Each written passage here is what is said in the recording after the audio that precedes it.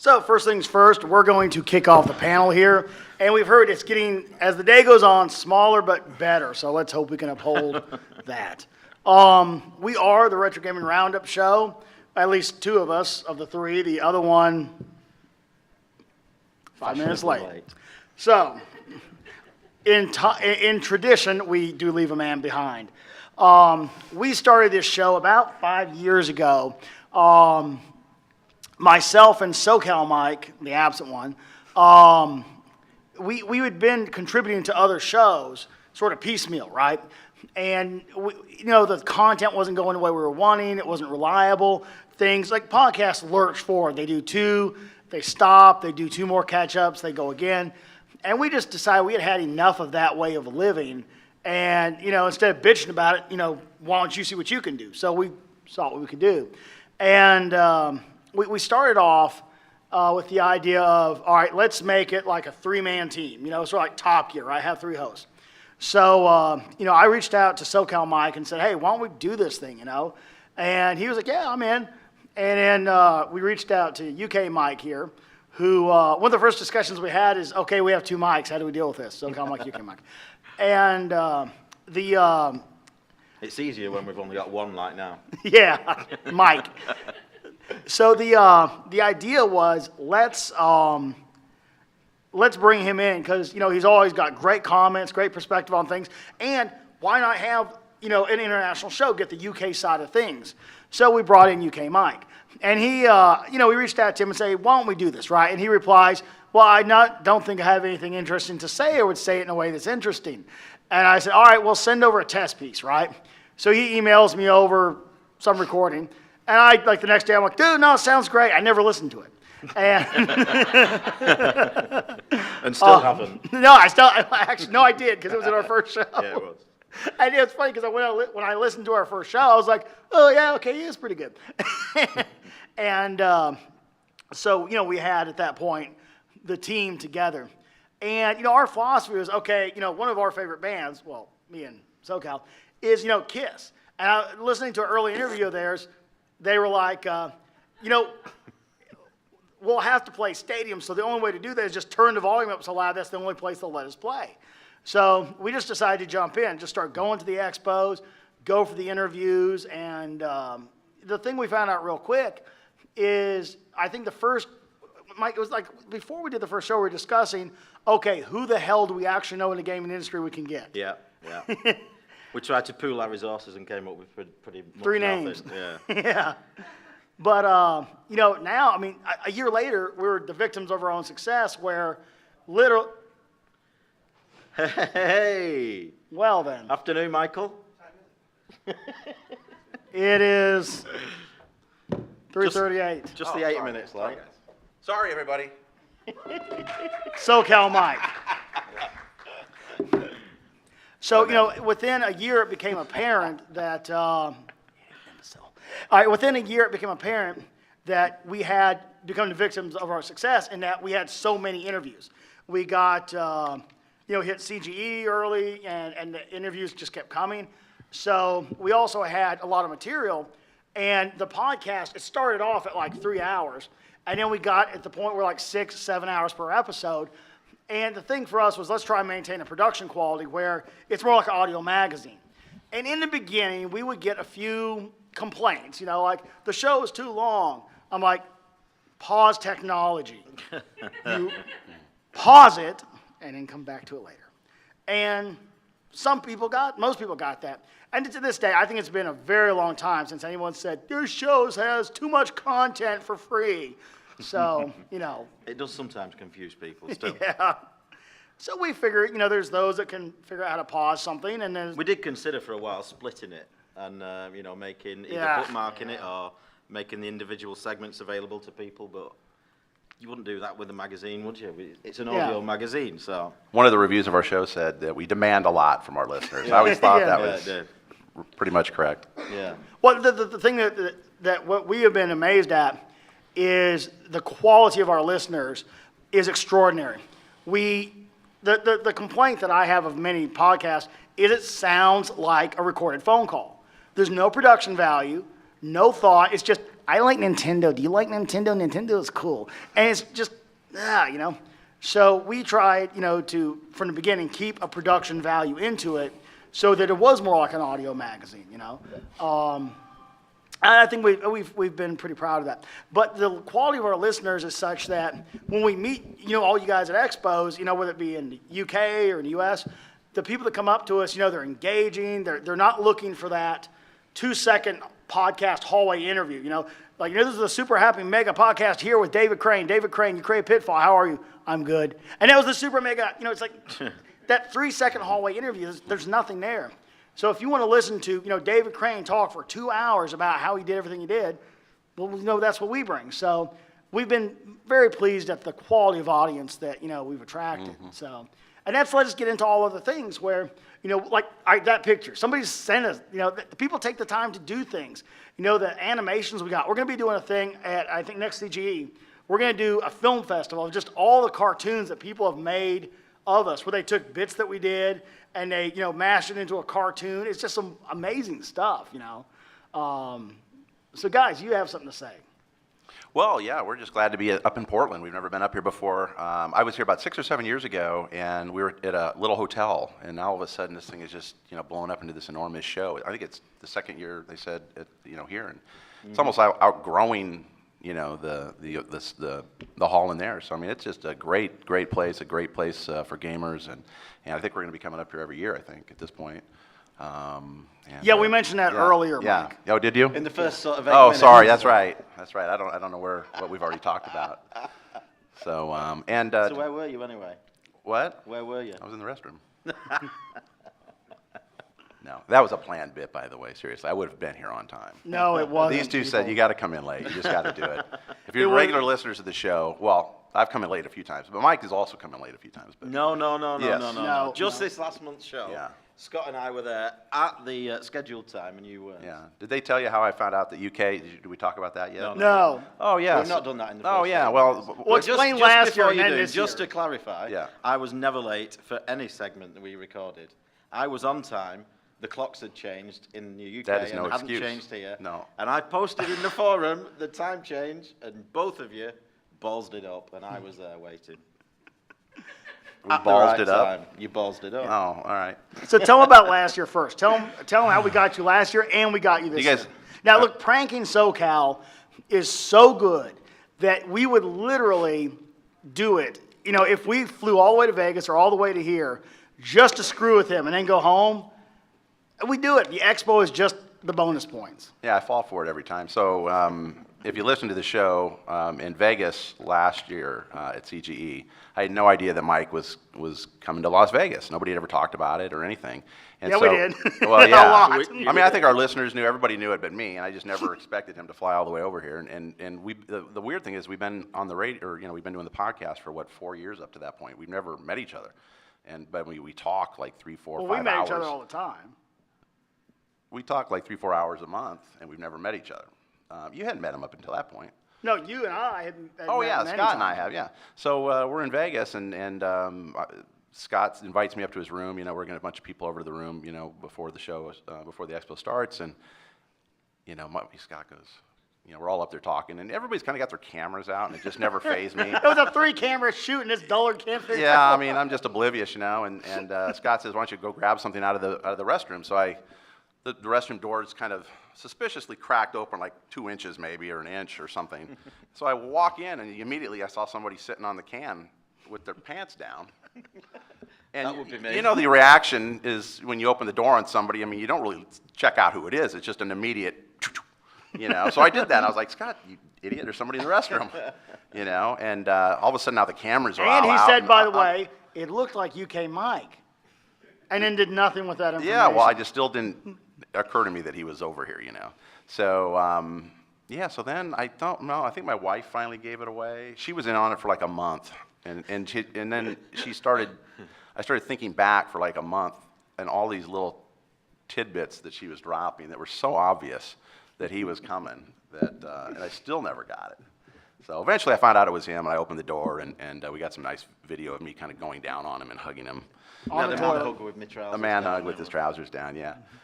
So then, so fast forward to this trip. So I meet Scott at Widmer's on Thursday, and Friday. Oh, Friday, yeah. I'm losing track. And still had no idea Mike was coming or anything.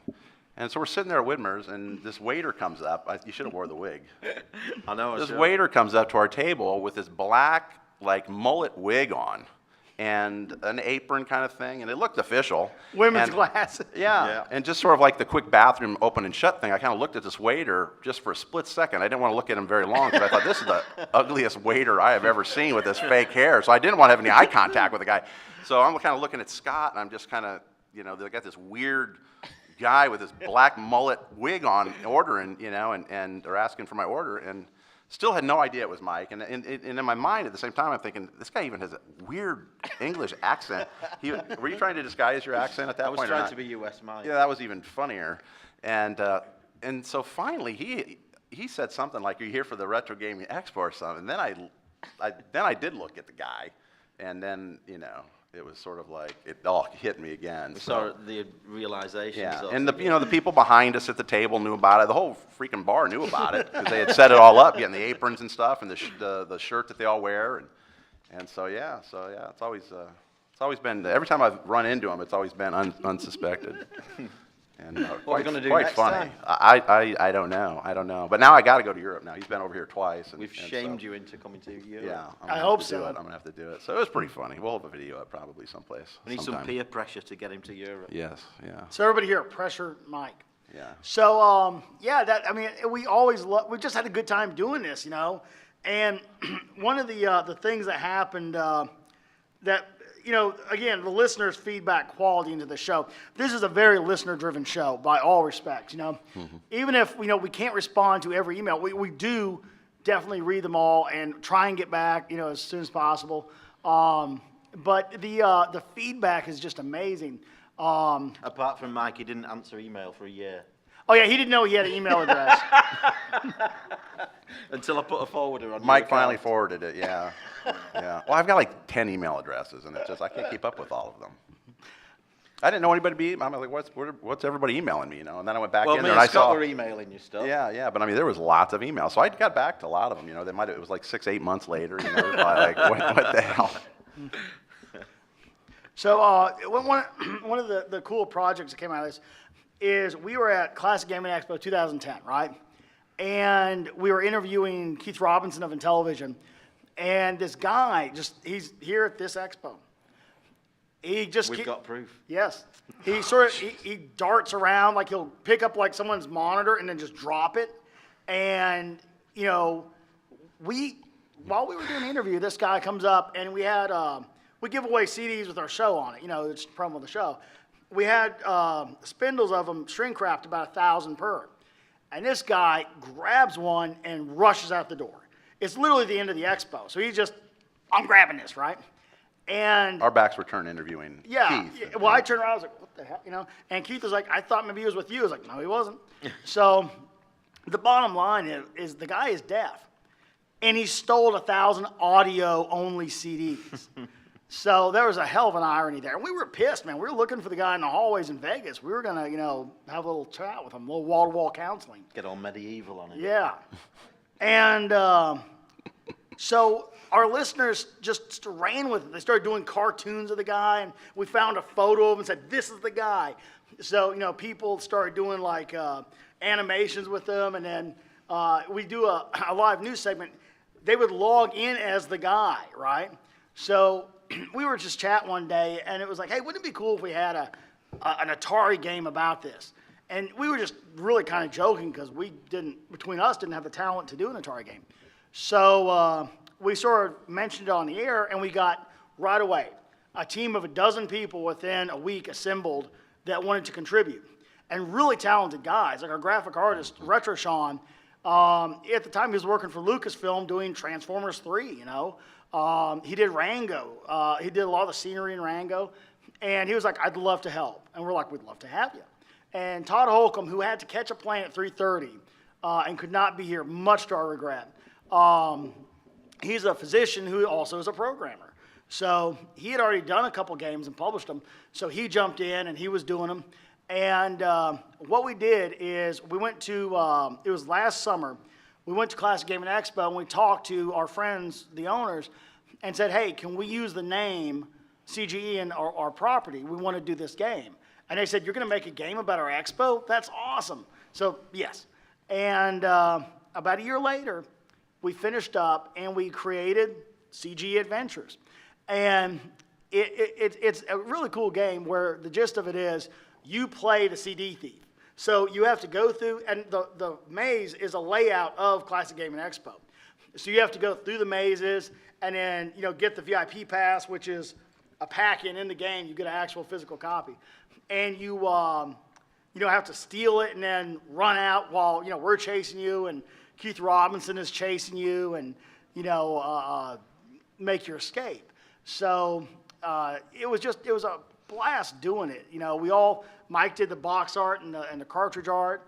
SoCal did the manual. I did the physical assembly and some level design. And we love putting Keith Robinson, the president of Intellivision, into an Atari game, which was really kind of fun. Yeah. Because really we had nothing to we ask him first. Yeah, nothing we do is really correct until Keith is there. And it's funny because Keith, if you've ever seen Keith Robinson, he looks like Santa Claus. He's a huge mountain of a man, and he's been losing a bunch of weight. So he was like, we mentioned we want to put you in there as the double-sized sprite, which is a term and for the program. And he goes, I've been slimming down. Just put me in there as a single. So, yeah, it was fun. So we got him in there, But we're going to give away a copy of that. We brought some raffle tickets with us. So when we're done, just come up and get a coupon, and we'll do a quick drawing and give away a copy. So the whole thing went full circle just about an hour ago, didn't it? Yes, it did. Because a certain gentleman came by the booth and started playing the game. So we've got him on video playing the game that he's in. Completely unaware that he's in it. Yeah, he's literally playing himself. Yeah, it was bizarre. He did not realize, Nope. no. Maybe, Not at all. maybe, I don't know. It's No. strange. I tried to get him to autograph one, and he wouldn't. He thought I was trying to get him to, sign for something or something. I tried, but he, Oh, you tried too? yeah, I tried. I couldn't get him to play. He's got to be wondering, because he's like... But what's so funny is he walks by our booth, and he reached for some of the CDs, and Mike goes, well, he's got enough of those. He kind of went without any. See, I've got a full set of those. Yeah, we broke the booth down and hid everything before we came in here. Yeah. Yeah, another guy was telling us that he had a 1541 drive that he had just gone through a line in the heads and everything, and this dude runs up, picks it up, and drops it and runs away, and there goes my drive. Yeah. So yeah, we've had so much fun with it though, because everything has been listener driven. So we've gotten as much feedback from our listeners as we put out material almost. And we've gotten to meet a lot of cool guys like that's Jonathan Ross. He's a big talk show host in England, and actually we met him at E3 in America. We've got I think guys, the coolest part for me, other than my two best friends getting to do this show with them, is getting to meet all of our heroes. All the guys that created this whole hobby. I mean. You guys got any reflections on that, or? Oh, it's just great to share it with everybody else because we're just like you guys. We just love talking to these people, and we grew up playing all of their games, and it's just tremendous to sit down, kind of one-on-one, not in a panel area or panel environment, and just talk to these people. And we get so many different types of stories out of them that I don't think they'd tell in a panel. Panels they've got kind of set. They know what they're going to talk about, and they run through it. And we just get lots of anecdotes about the history and where they've worked, and we try to dig pretty deep and kind of talk about things that they've probably not been asked before. So it's great. That's the biggest perk. That's one of the biggest perks for sure. We do tend to get a lot out of them because because we talked to them for so long, and B because like you say we'll ask questions that not necessarily. We have some guys. There are some people that they sit down with us. They we can only give you a half hour. And then it's like an hour and a half later, and they're still sitting there. They're like, oh my God, where'd the time go? They just start talking, and it's just great. To get that all recorded and kind of preserved. There's only a couple of times as well where they've said later, I mentioned this, can you please cut that out? But normally what you hear is pretty much everything that went on. Yeah. We don't edit really anything out. Don't. What? Oh yeah. Mike's our editor, so So we're constantly giving him bits like on the last day of the month, and the show's Yeah. got to get out the next, by midnight. It's really appreciated. Yeah, then no problem. But it keeps your fighter pilot instincts honed. It does keep me honed.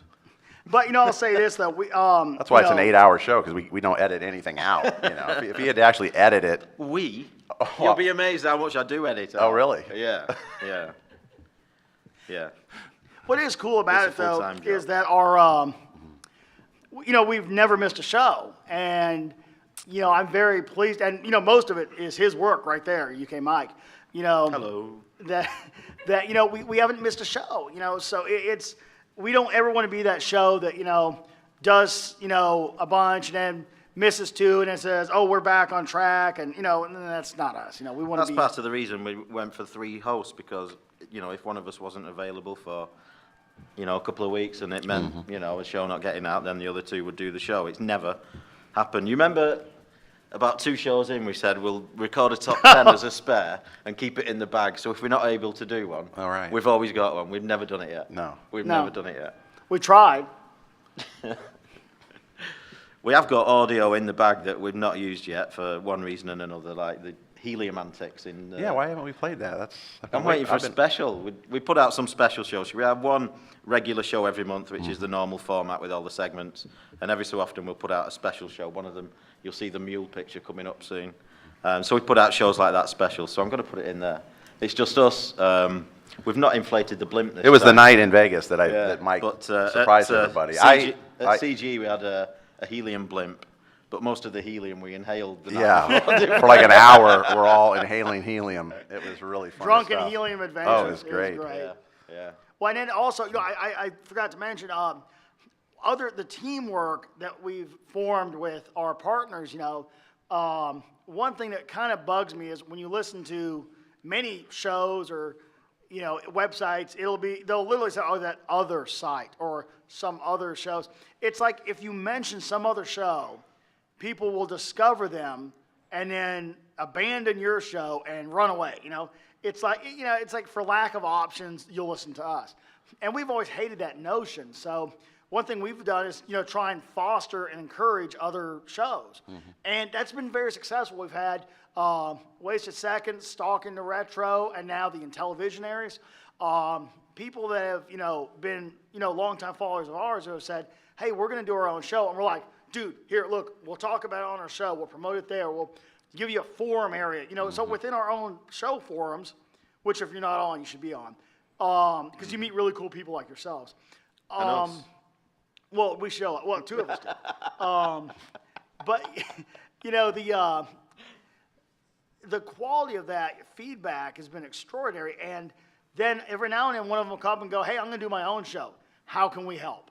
Because it only makes the community stronger. We have each other to feed off of, to bounce things off of. And, we were talking with, Paul Nuremberg, who created the Intellivisionaries. They just did their first episode, and the production quality is extraordinary. It's very good. So we're listening to that, and, we're like, hey, this is good. And Paul was saying, you know what? Yeah, maybe, next Expo we'll have a booth. I said, put it right next to ours. And how cool is that? Growing and helping each other out, which is, been a very rewarding part of it. Another rewarding part about that sort of teamship, camaraderie and all, is our friends, the British IBM, who, if you don't listen to the British IBM, you should listen to the British IBM. They're good. They do not necessarily video game music, although they do have, quite a few that are video game inspired. They do all kinds of music. It's sort of like 90s acoustic music. It's quite good. I mean, we always say, one day we'll get the cease and desist letter from their lawyer, which they won't even know about. It'll just be, disassociate yourself with our band. They're big time now, And they're going to, I think, end up being well known. I have no doubt about it. They approached us and said, hey, guys, that's a cool game. Is there anything we can do? I said, yeah, could you do a theme song? Because, we looked at it like, okay, back in the day, you had, say, Donkey Kong. You had, Do the Donkey Kong, by Buckner and Garcia.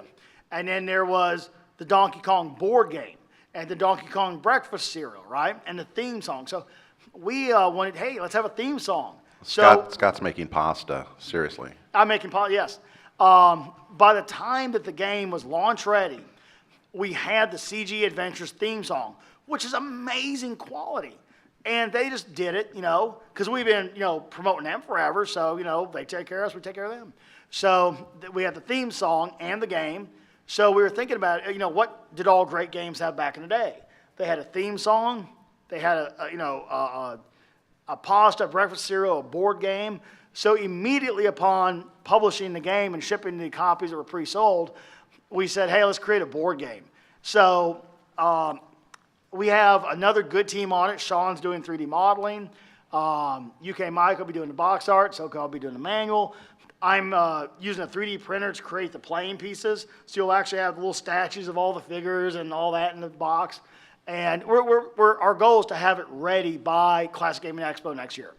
So we'll be able to have stacks of the board game for sale, And when I say for sale, it's kind of a funny term because we're doing all this essentially at cost because to us, the benefit, the payoff is knowing that there's more copies out there than having a dollar ever earned off of it.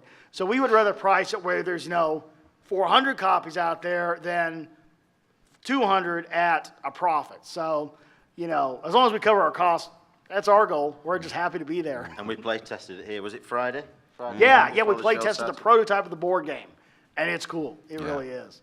So, hey, we should have our folks here introduce themselves. So, you guys want to all stand up and introduce yourselves? Because a lot of you guys know each other from the boards or Facebook, So, we're right there, just. Hi, my name's Chris. Big fan of the show. Cool. Thanks, man. And if you have a board name or whatever, Are you guys all in the forum? Is anybody in the forums here or no? So you go. Tricky is, yeah. Yeah. My name's Jimmy. I've been listening for like 5 years. My username is either K7BDB or Bob. I'm not sure. It's been a while. We have the nicest forums. Every gaming forum is just like so much drama and stuff. I think ours are just the nicest forums. Everybody's really cool and so if you're not one that likes forums, it's I think a good one to get in. So what else we got? Oh, cool. Cool, man. You got a long back catalog to get through. Yeah. We have some people that'll listen and sorry to interrupt the introductions, but it's just interesting. Like You are the great interrupter. I know, that's Zero. right. So people, people will tell us that they started listening for the first time like 2 or 3 months ago. They've gone through like every single show, which is unbelievable. I don't know how long. I mean, they'd have to almost be listening nonstop, and then they catch up, and then they're like in withdrawal because they got to just wait like every 30 days now to put out a show. So. I'm Doug. I've been listening, I think, since the first year. Oh. I drive for my job, so your show goes really quick. You pass the time. Yes. You appreciate the long shows. Yeah. Only takes me a day to go through it. Yeah. Anybody else? I'm Erwin, so he filters all your shows for me. Oh. Best hits when he gets home. The real So he re-edits it. I'm Jamie, the supportive wife. Ah. Do you listen? No. No? Okay. Some listeners play it in their house, and we've just heard the wives just like, oh my God, It's so funny to hear their stories. I'm Alex, and I do listen, unlike my wife. I lurk on the forums, but I'm not rich. Oh, no problem. Lurking is good. I'm Jeff, it's Goofy 2002. Oh. After I started listening this year, I'm one of the guys that want to go back to the other one. Yeah. I'll catch up and see what I know I got. Cool. Cool. I'm Marcy. I'm also the supportive wife. And she listens, though. I have listened to hours and hours and hours and hours because he plays it on all the speakers throughout the house. Nice. How- I'm Jeff, Tricky X from the forum. Get to work every month to do the live news. I'm trying to find where he is.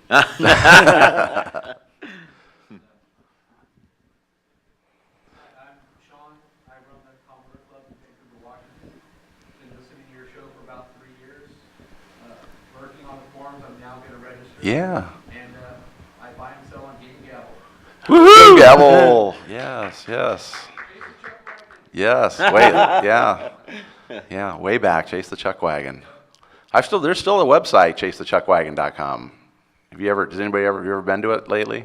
I forgot I even had it, and it's still there. And I go back and I haven't edited, I've not done anything with it for like 5 years. Internet archaeologists discovered. Yeah, yeah. I should just get rid of the domain name, but I just can't do it, It's just kind of a neat name to have, but it doesn't do Redirect anything. it to Game Gavel.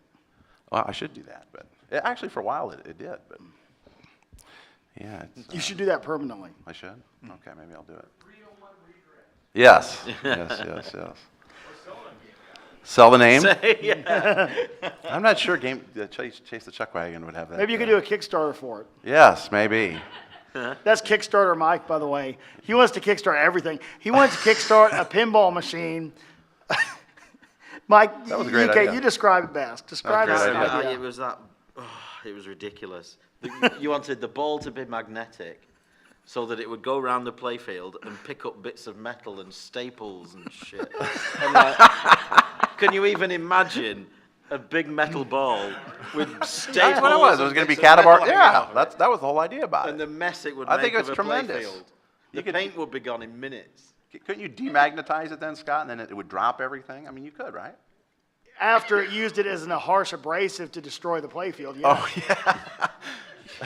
Well, maybe it wouldn't work. It sounded good at the time, I remember. No, some other chemical, I think. It was one of the, There is usually some chemical involved when we record. yes, Especially live news. live news. Yeah, live news, if you guys want to have fun, the live news, what we do... When I say chemical, it's alcohol. Stay in school, kids. Yes. Well, what we do with the live news is a blast. You should join us. What we do is we have a chat room, and we have webcams. We got one in his studio, one in my studio, one in UK studio, and then a chat window for listeners, right?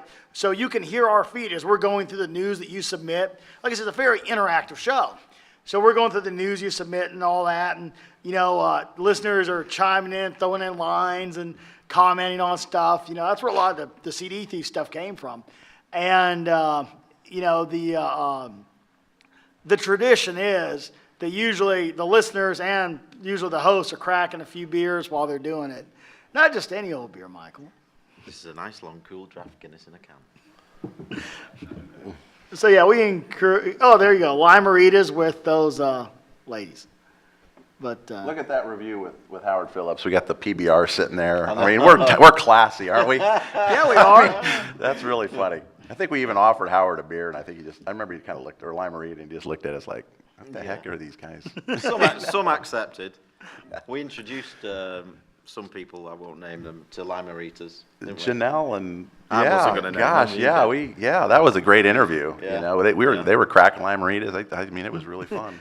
Yeah, like Jolly Ranchers, man. But yeah, we just threw together some photos to run through, just a lot of the places we've been and the people we've gotten to meet and some listener feedback and all. So, you see them. That's They've a been good running one there. that one of the listeners did. It was the alien did that. The alien did that, yeah. Took a picture and did that with it.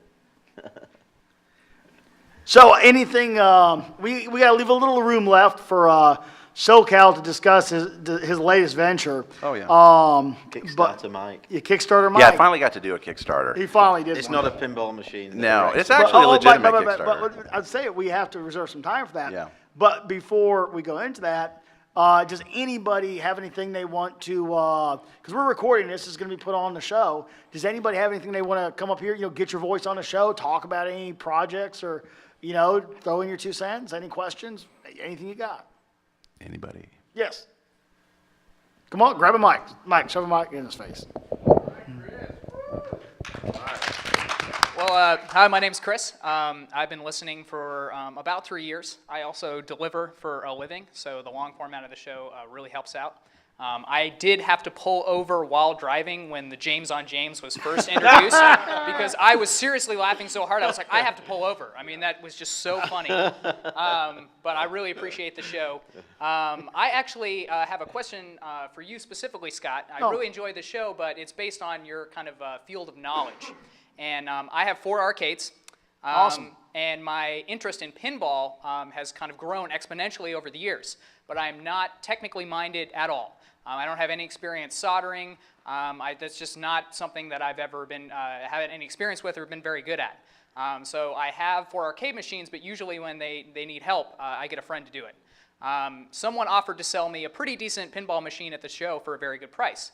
$500. What title? Genesis.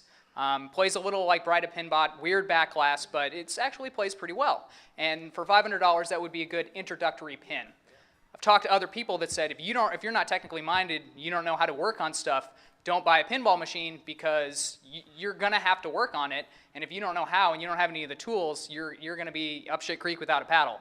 So I guess my question is, what would you recommend for the no-time, first-time pinball buyer? Not the picture, sorry to interrupt, not the picture that's Not coming up Disco soon. Fever. Not Disco Fever, because I was in exactly the same position as you.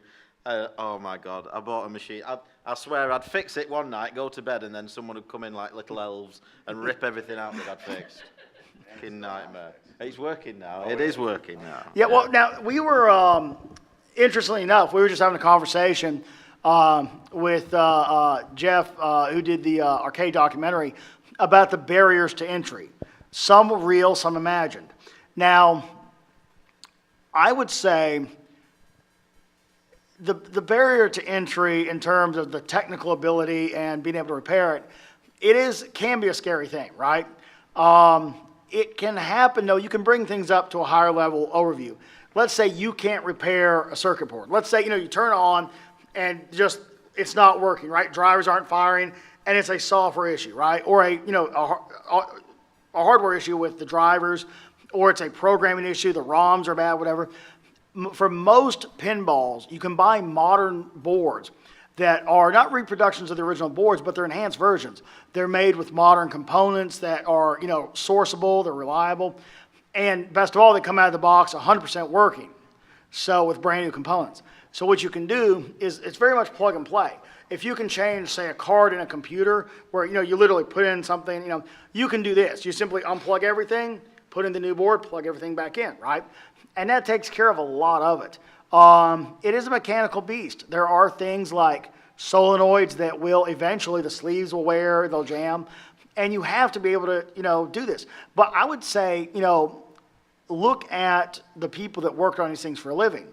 Many of them, they're not technicians. They were people that were just told, here, babysit this room full of games for minimum wage, and take these tickets and hand out cheap toys. And they had to learn how to maintain these games. So it can be done. There's documentation, there's community. So if the game is working, right, I would say buy it. And it's a cool theme. It's, a very, late 70s kind of art, looks like a big album art, I would say buy it. And then if you have to, if the board breaks, just buy a replacement board, of a modern one. And get to know the people. Because, like, in your area, I don't know, where do you live? Here or? Here. Okay. I guarantee you there's other people, collector community, that will, someone will come to your house and say, look, I'm buying the beer, I'm providing dinner, come to my house and help me fix this game. Someone will probably take you up on it. I know I've had people over to my house and repair parties too. People do that kind of stuff, So get active in the community, get to know your fellow collectors. And I tell you myself, as I guess a more senior collector, I would absolutely invite you over to my house. Hey, throw the thing in the back of your truck, bring it over, we'll look at it at my next arcade party. So, there's other people like there, just like me, that have the same mindset. So get into it, There are people out there who are going around fixing the machines as they break out on the floor now. I would speak to them and see where they live and how available they are to help you if it does break. It's not. And there is fantastic resources out there that will literally step you through, say, right, turn the machine on, do this, test the voltage here. If you don't want to get into any of that, then a replacement board, like Scott said, might be a better option. But if you don't mind, learning a bit about it, maybe learning how to solder. There's an L in solder, by the way, it's not solder. Don't let soldering scare you. All it is literally is apply heat, apply solder, remove heat. Everything else is practice. I mean, if you're not interested in getting into any of that, then sure, replacement board. But if you don't mind learning a bit of that, you will be able to do it You can get a yourself. working pinball machine for like 500 or less. It's a good deal. And Yeah. I'm not a fixer-upper either, and I've not had any problems with the games. I just buy the games I want to buy. If they're working, generally they always work until I sell them. And Genesis wouldn't be a bad machine to start on because it's not like a mad busy playfield with loads of toys everywhere. It is. Yeah, and once in your collection, once the problems are sorted, it's not like they break every time you turn them on, except for his. Once you get them sorted, When you go to bed, it they're breaks. so reliable because they're made for that crazy commercial environment. And in your home, it gets such light use, right? So, hey, anything else? We got about 5 more minutes. If anybody else has anything they want to get their voice on the show or have anything to say.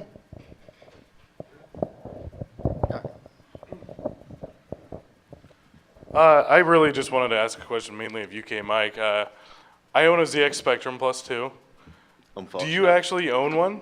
No, I don't own one. You I live have- in the UK and you don't have a Specky? No, because the competition when I was at school, in 83, Christmas 83, I got a Commodore 64 for Christmas. And there you go. And literally, you were in one camp or the other. It was Commodore 64 or Spectrum. And the playground arguments were all about that. You were one or the other, literally. That's not to say I don't like the Spectrum and some of the games. I just don't want to own one.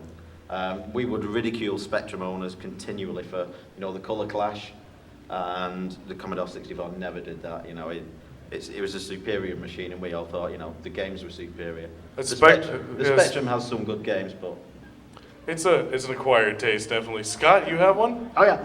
In fact, last time I was over at Manchester, or was it Wolverhampton? Where was it? it was Revival. Wolverhampton. I went over to this one vendor and I said, "Oh, you got that? You got it? All right, good." So I grabbed this, Specky and a bunch of tapes. Even though I'm going to load it off of my phone, the audio, I got to have some tapes stacked up, And it's doing the show internationally for me has been amazing in that. I mean, I've lived in Germany. I've been overseas quite a bit, but having that constant contact and exposure to that community, I know I can pop into an expo and know what I'm looking at. We probably said this 10 times this weekend. Sometimes we forget what country we're in. Literally, you have to look at the wall and see the shape of the outlets to remember that you're here or there, because they're all just big expo halls. You go to the expos in England, it's indistinguishable from this. The same archetype of people, the same stuff, except you'll see instead of Atari 400, you'll see a spec. Just So how it can you is. source games over here? Do you use cassettes or? Actually, through like the World of Spectrum website and stuff like that, it's actually really easy to get all the games, and they're cheap. Like 20, 30 cents a piece usually if you buy in bulk. Yeah. SoCal, no Specky No Specky. at all. We are going to do at some point. We have mentioned I it. get all my stuff with swap meets basically, and there's not many. You're not gonna find very many Speckies in the SoCal swap meets. All right, well, thank you guys. At some point, we're going to do a Spectrum top 10. I know I compiled a list of them. No, we didn't. No, we didn't. What did we do? I don't think We've it never is. done Spectrum. No, we didn't. I did Ants. I did, No, that was for something else. and Night Lore. Well, SoCal, was it? Yeah. Maybe we did. We're gonna. Maybe we did. I might have Were been you there? I might have been. I mean, it was I would your have been top on 10. time. Well, that's like 100 top 10s ago. Yeah. We did do one. Hey, but can you take one, pass it around, everybody get a ticket, and as soon as we're done, we'll do this raffle. So, and give away a copy of CG Adventures. SoCal Mike is, and if I didn't give him enough, holler, I'll throw out a few more. Enough what? SoCal, what? What did you say? I said they can get the tickets, and then we'll do the raffle as soon as we're done with you presenting your latest Kickstarter project. My only Kickstarter project. That came to fruition. Yeah.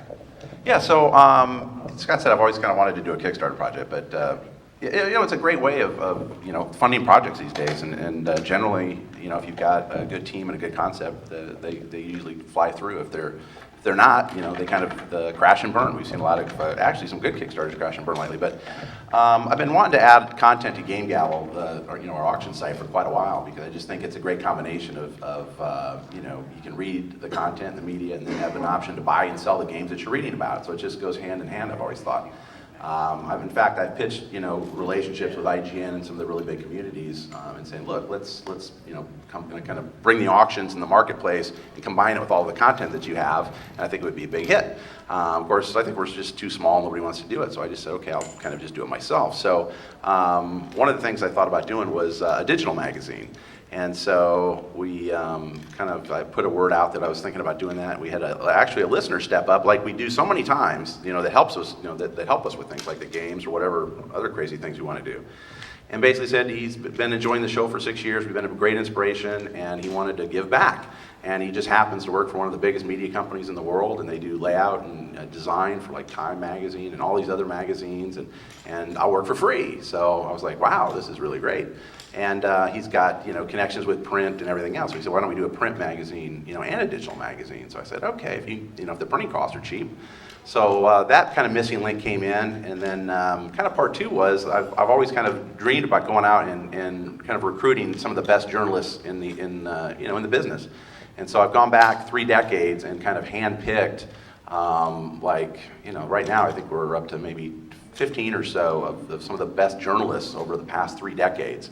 And we're combining them kind of all into the pages of one magazine. So we've got people like Jeremy Parrish and Sean Baby Riley and Jeff Green. And then we've got Leonard Herman, who's a big historian, has been writing tons and tons of books on the history of the games. And these books are just huge that Lenny does. And I just think it's going to be neat to take some of that information that he's putting into these huge books that the young kids, a lot of young kids these days aren't going to read that whole book. But if we can take some of the history out of those books and put them into pages in a magazine, it might, talk about the history of it, and people will read it. The younger generation will read it, and kind of keep things going. So we've got just a great cast of writers, and we're going to do print and digital. If you get a print copy, the print subscription, you'll get the digital free. And it's just going to be an amazing, amazing collaboration of writers. It's going to be current generation and retro. We're going to talk about retro stuff that's kind of got some sort of historical or retro background, that we can tie to. It's going to be really great. We launched it 2 days ago. Our minimum goal was 50 grand, which sounds like a lot, but I'm paying the writers, and we've got a budget, and that basically will fund the production of 6 issues, and we're going to do it bi-monthly next year. So. That basically is sort of our break-even point. And we're about 15% of, let's say about 10, we might hit 10 grand by the end of the day. And it's only been not even 2 days, so it seems like it's gonna, be pretty successful. And so we hope, if you guys like print magazines or just digital, you can pick either one, they're both really cheap. Digital is $2 an issue, print ends up being $5 an issue. And I just think for the content and the team that we've got together, it's just going to be a really, really neat project. So we hope it really, gets out and all over the place. Yo. Color pictures, black and white? Oh, it's going to be color. our plan is to do, at least initially, a minimum of 52 pages with 4 ads. Basically, we're going to try to shoot for, maybe, I'm saying one ad for every 10 pages. But we've really got 4 pages of ads. And it's going to be color, high gloss cover or high gloss color pages with like a thick stock cover, like Next Generation magazine, if you remember that magazine back in the 90s, like a really super, it's got a thick stock cover. You don't want to just read it and throw it in the trash. There was something about Next Generation where you just wanted to keep it. And I've still got, like the first 2 years, the premiere issue and then 2 years after that. And it's just, they were too nice to throw away. They're almost like a book, and that's kind of what we want to do. And we're going to be transcribing lots of, all of the interviews that we've done are going to be, preserved in print in this thing, which is something I wanted to do. So, people that have... and all 3 of us will be writing for it anyways. Yeah. So we're all going to be contributing, to it as well. And we've got a good copy editor. Thank God, Alex Hall. So we'll keep her busy. Unless UK wants to do that too. We can see stories like... No, you're okay. You'd have UK I knew it would be English easier to cut the ums and ahs out of the print version. But no, it's going to be, it should be pretty high quality. We want this thing to be, you look at the contributors involved, I feel like I've got a lot to live up to with the people that have signed on to this thing. And since we started the Kickstarter, people are coming out of the blue that want to contribute to this thing. A lot of the writers have told me that they've all thought about doing this themselves. They've all got big names, huge followings. They've talked amongst themselves of kind of, pooling together to do something, but nobody's ever done it.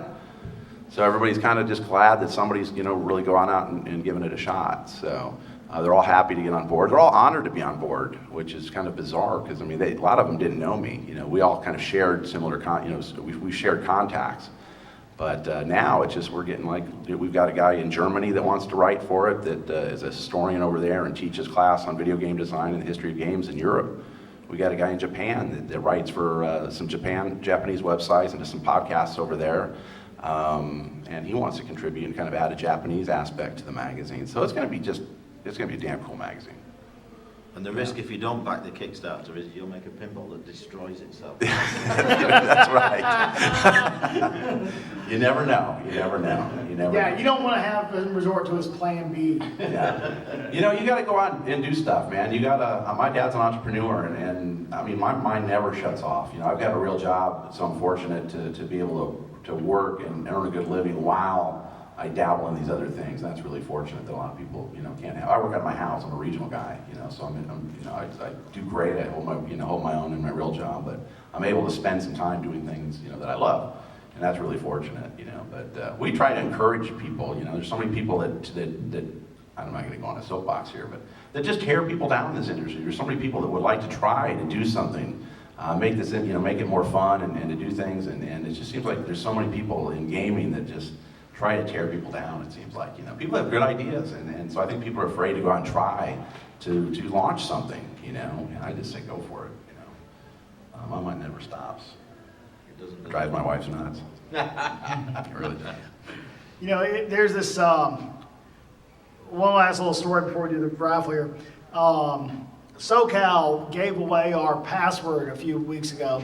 Now, I do not remember this. We have been I really don't remember this. We've been using the same password for all of our software tools, our FTPs, everything. And SoCal's like, oh, I'm logging in. Well, we use the regular password, and it blurts it out. And it's like, great, you You just have gave this away the on tape password. because I really don't think I did it. It You was do? during You live news. did. It went out Yes. live. Months ago. I don't remember. So it's like now, great, while we're doing live news, secretly we were kind of hoping someone would go in there and start screwing with it. But we were changing the passwords on everything frantically.